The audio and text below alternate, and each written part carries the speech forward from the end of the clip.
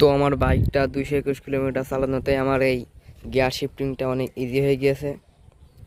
তো এখন হার্ড আছে ক্লাসের একটা সলিউশন পেয়েছি, সেটা হচ্ছে আপনার যে রিয়ালিস না কি একটা বলে, এটার নাম ঠিক মনে নাই।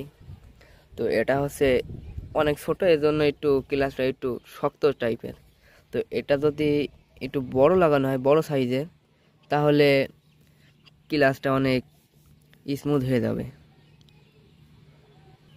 তো এই ছিল সেই ক্লাস এবং গিয়ার শিফটিং এর কিছু কথা আমার।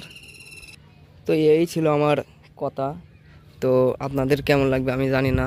আমি নতুন ইউটিউবে জয়েন করছি এবং নতুন নতুন ভিডিও বানাচ্ছি, সবাই একটু সাপোর্ট করবেন। তো এই ছিল জিক্সার মোনোটনের 2টা বিষয়।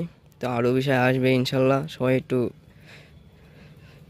চ্যানেলটাকে একটু সাবস্ক্রাইব করে দিবেন। ধন্যবাদ।